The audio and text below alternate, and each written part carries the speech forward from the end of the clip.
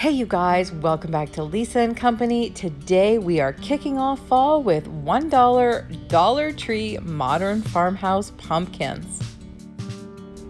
If you like budget-friendly DIY design and decor, then make sure you hit that subscribe button so you know every time we upload a video. I hit my Dollar Tree looking for unusual items I could make pumpkins with, and I found a large plastic Slinky, a small metal Slinky, and these D-rings that I'm gonna call a liquidation item because I hadn't seen them before. Let's get started with fall, you guys. I have a stick from the yard that I'm going to use to construct this pumpkin. Now the hardest part was finding a straight part on the stick that I could attach them to. So I'm going to go ahead and trim this off so that I have the perfect place to attach them. Now, don't do what I did. Get your garden shears out. Don't use your tin snips. It would have been so much easier. I'm going to go ahead and use my E6000 as well as a few drops of hot glue to attach these. I would highly recommend using an uneven number. I really wish I had, but I think it's really cute the way it came out. Doesn't it look like something from the Jetsons? I have the wire jute cord from the Dollar Tree, and I'm going to make a really cute little spiral for the top of the pumpkin. I was looking for something really small, and the best that I could come up with to wind this around, was my meat thermometer. But you know what? It totally did the trick. Stay tuned for an epic fail. Sometimes it's really important to show you guys that the first time we try something, it just doesn't work. So far so good until I start to take it apart and the jute just starts to come off that wire. At this point, I was still fairly certain I could rescue it, so I started attaching it, and then nope. Once I had it on there, it came off the wire entirely. Now I don't have a recording for this part for some reason, but what I ended up doing was cutting a new piece, dipping the ends in a little pile of hot glue, and that held it in place. That and a very gentle touch to finish it off.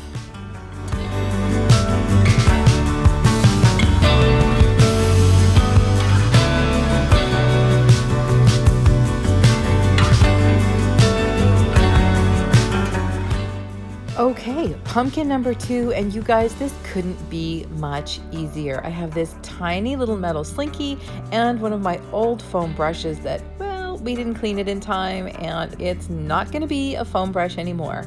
Best part was I realized that these popped right out and I didn't even need to cut it. I'm gonna use this end where it's a little bit dirty as the stem and stick it right in. However, this feels a little busier than I was going for. So I think I can make 2 out of this. We're going to cut the Slinky in half with my ever-present tin snips, and we're going to make 2 little farmhouse pumpkins out of this.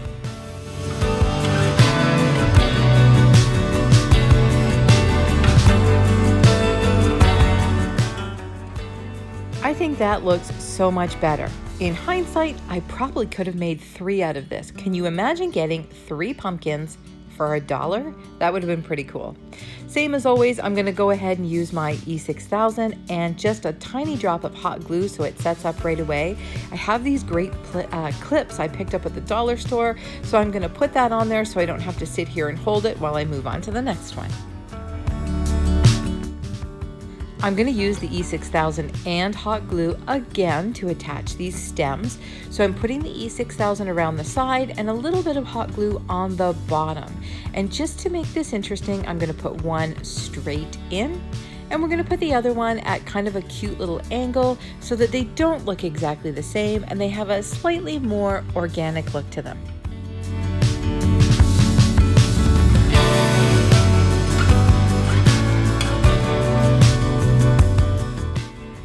I think these are super cute, and I actually might see if I can find another one of these Slinkies and make a whole bunch of them.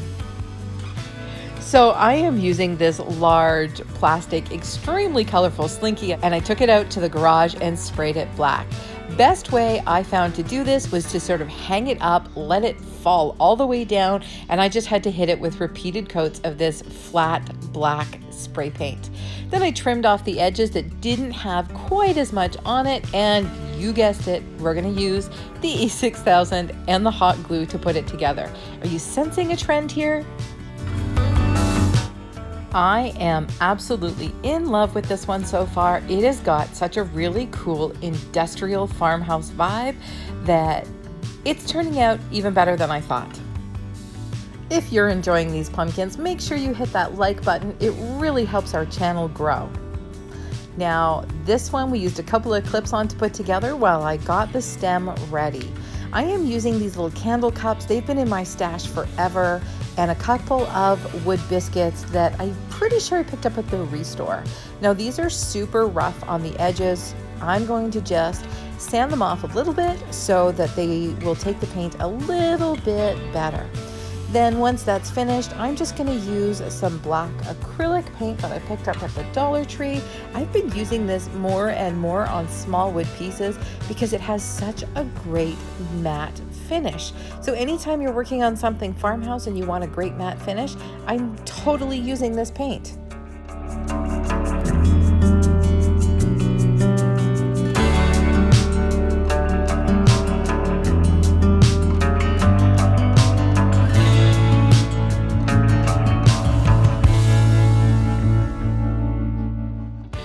I know sometimes it seems early to start thinking about fall when it's still pretty warm outside, but I'm curious, when do you guys start bringing out the fall decor and fall items?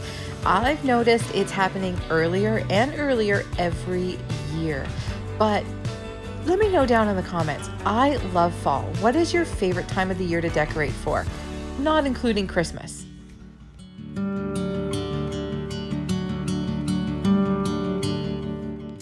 To make that great little curly line, I'm going to use this piece of wire and just do the same thing, twist it around and around, and then I'm going to spray it black because this pumpkin is going to be black from top to bottom.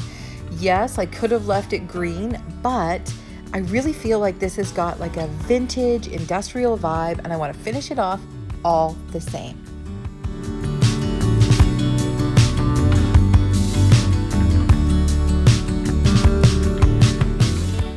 All right, once that's dry, we're going to attach these two candle cups together. I think one on its own would have been a little small, and we're just gonna glue that in on a slight angle because I really like the way that looked on the Slinky pumpkins. We're gonna add the biscuit leaves and then that great little wire curly-Q vine, and then this pumpkin is going to be finished.